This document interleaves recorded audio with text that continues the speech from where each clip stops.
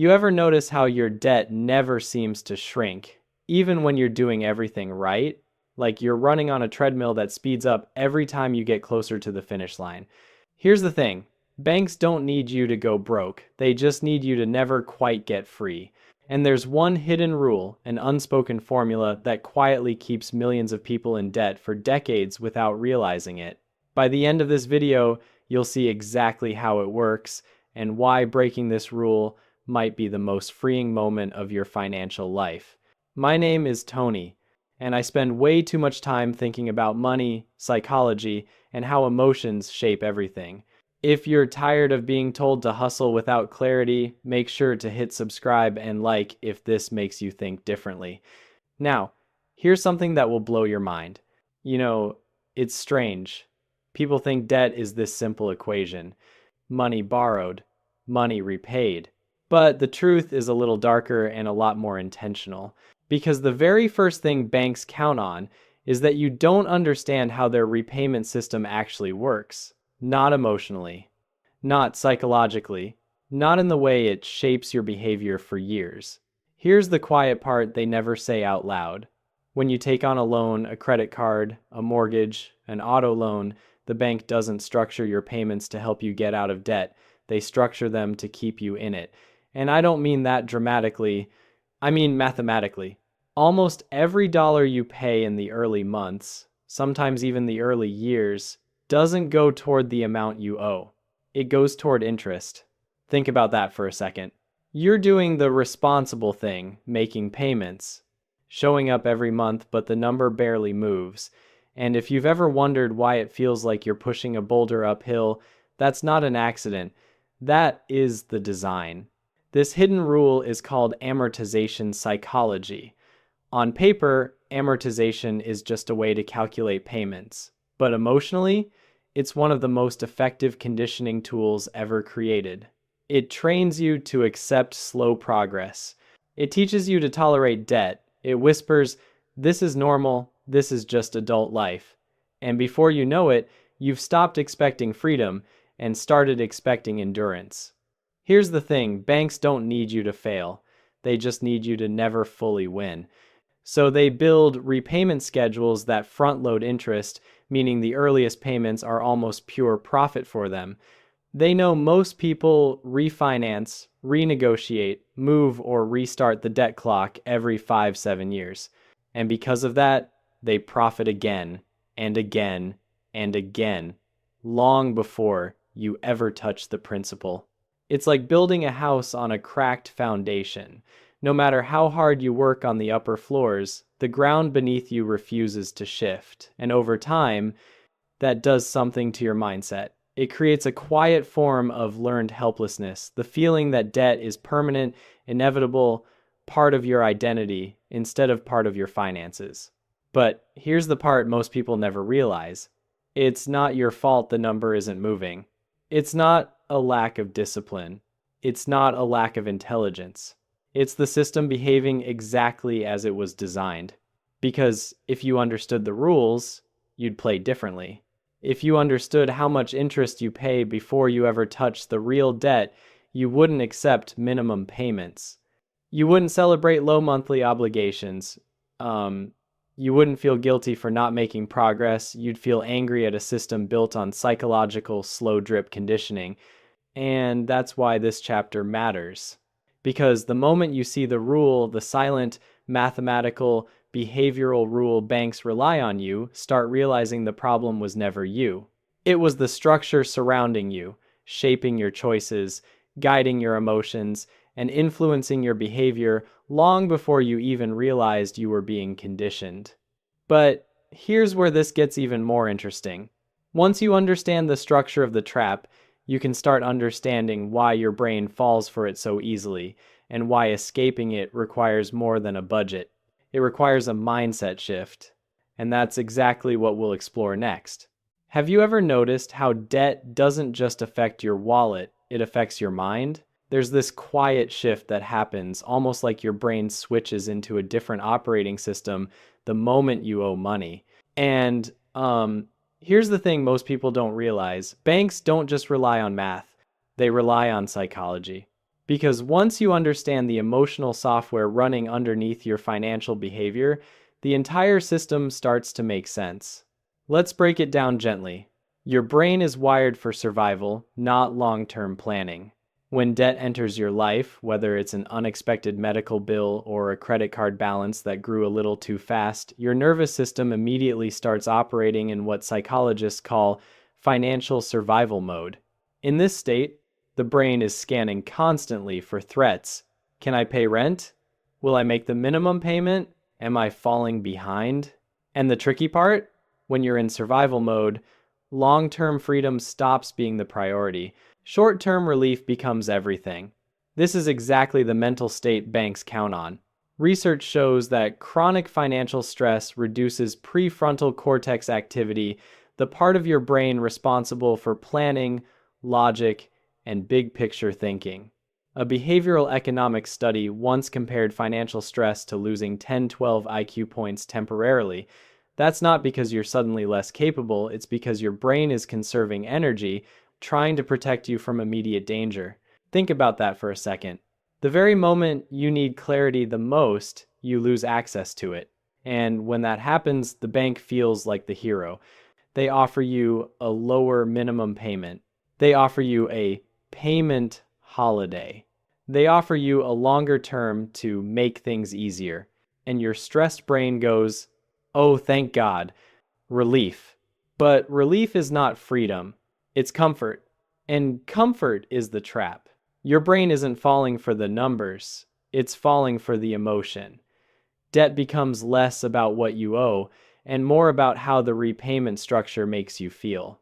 And the system is designed to nudge you into a state where you stop questioning the structure and start adapting to it. Here's a metaphor. It's like being in a dimly lit room for so long that your eyes adjust. Eventually, you forget it's dark. You mistake the dimness for normal life. That's what survival mode does. Over time, you start believing things like, debt is just part of adulthood. I'll be paying this off forever. As long as I can manage the monthly payment, I'm okay. But none of those beliefs came from you. They came from being conditioned into a state of constant, low-grade stress, a state that benefits lenders, not borrowers.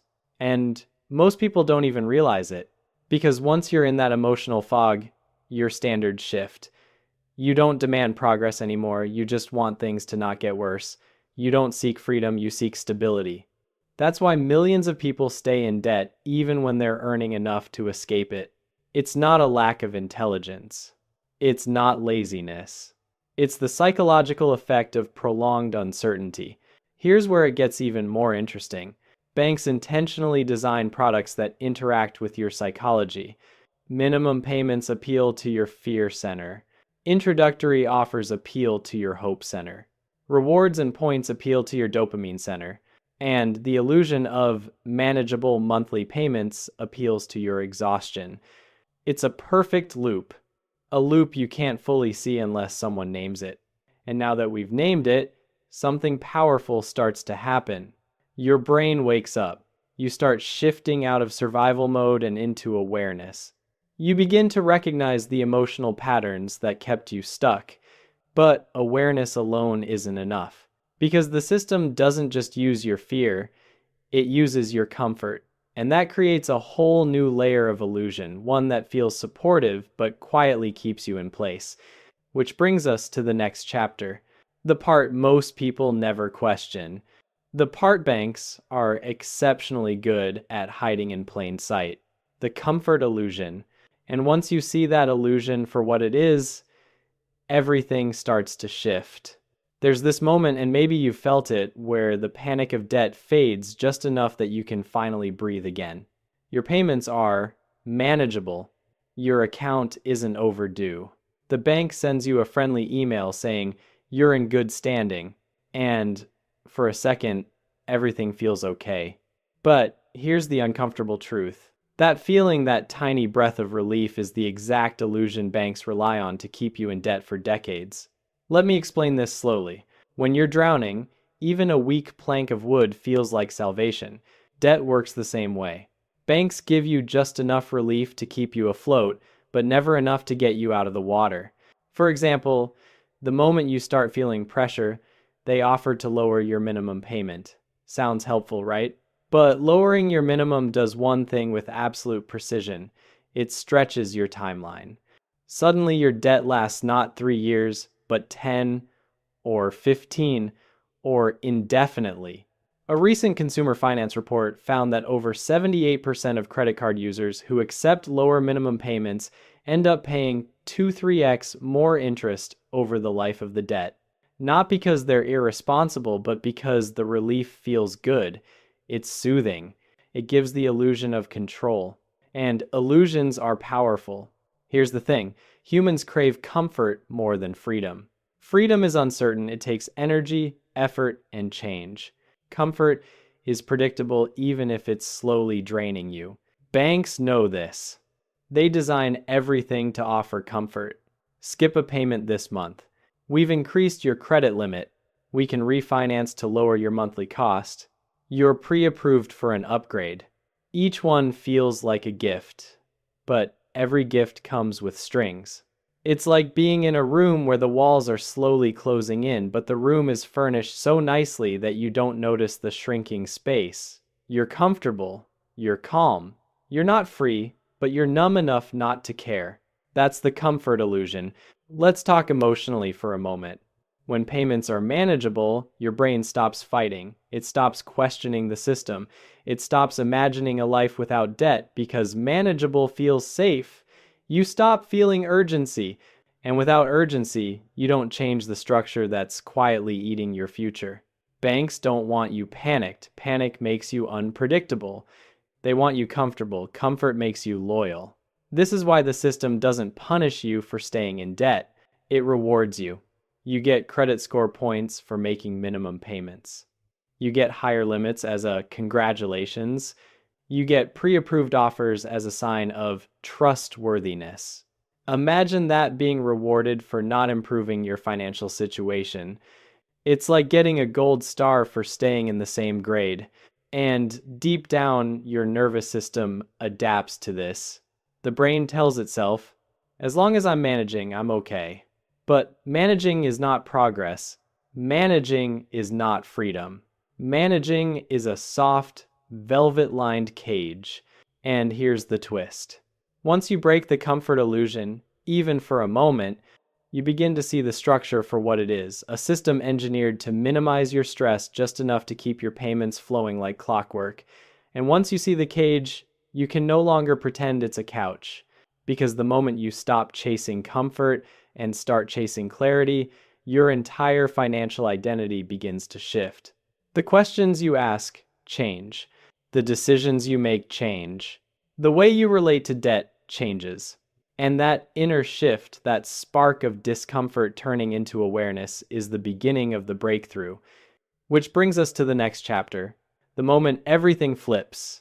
The first step in breaking the illusion, the part where your pathway out of debt finally becomes visible. There's a moment, and it usually sneaks up quietly when you realize the system isn't going to save you. Not the bank, not the payment plan, not the helpful offers.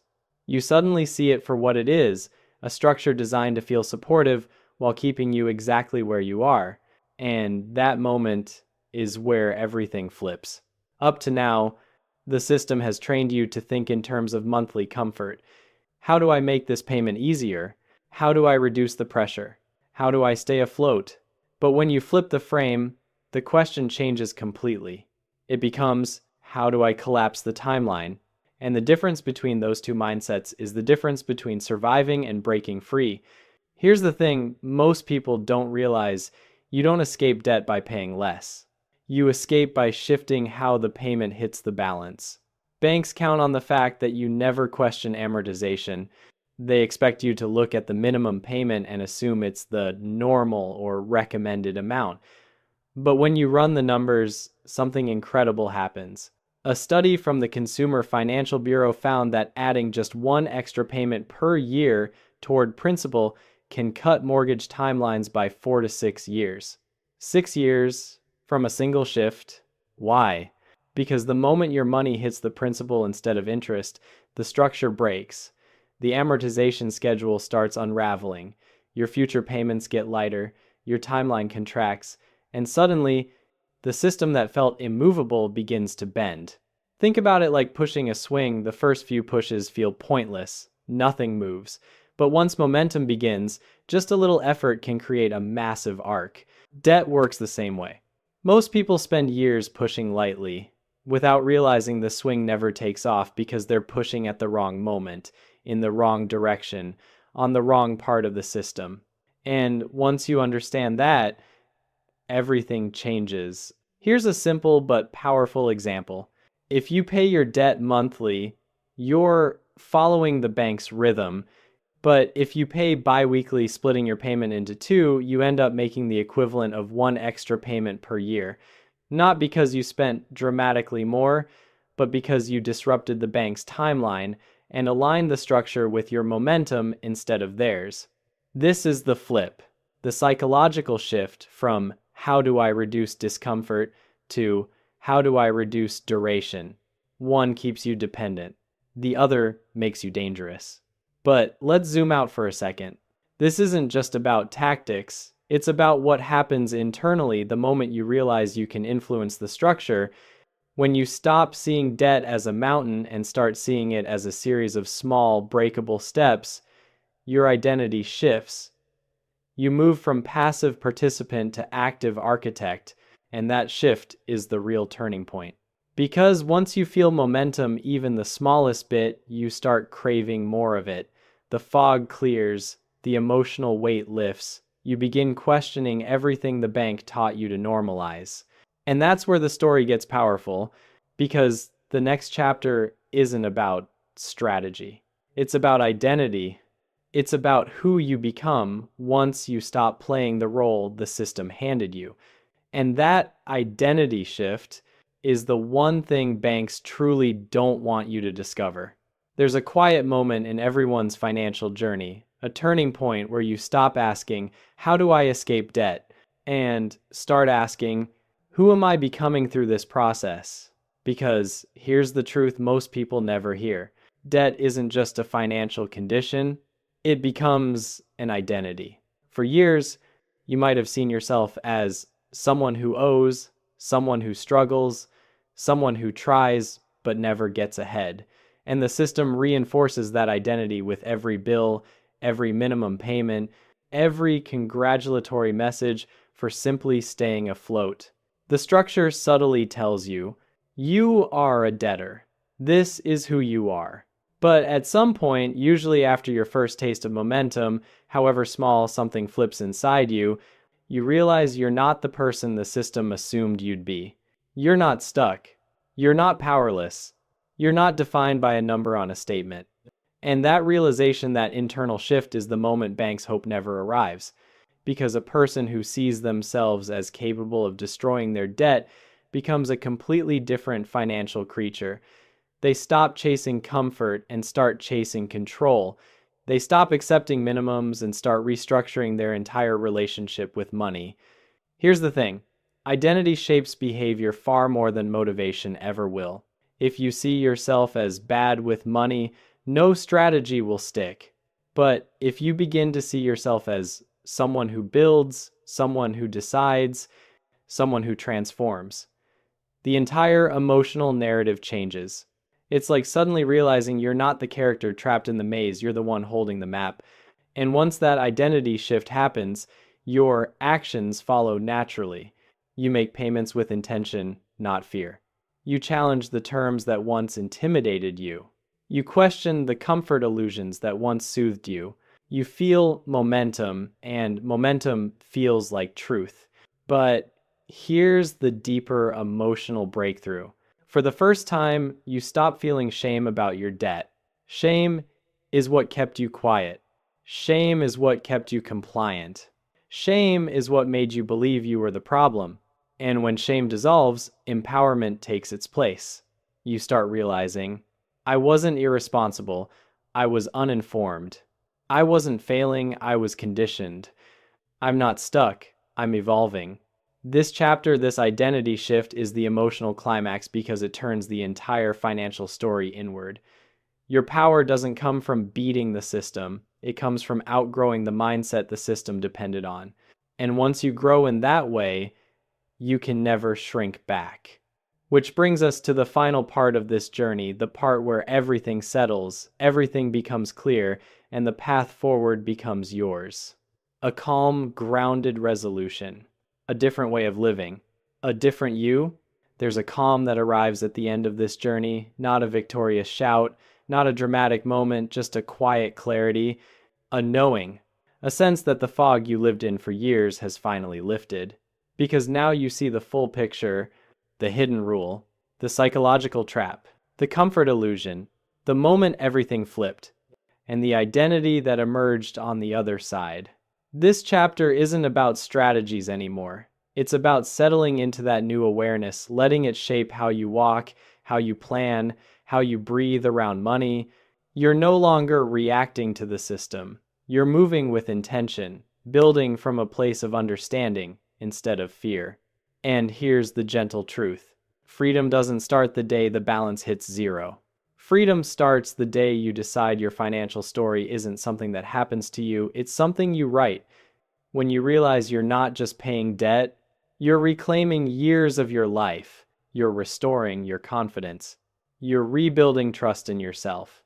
And once you experience even a small piece of that, a shortened timeline, a shrinking balance, a payment that actually impacts the principle, something in you stabilizes. You stop living in reaction, you start living in creation. This is the moment the hook comes full circle. The treadmill that used to speed up beneath you, you've stepped off it. You're no longer running in place.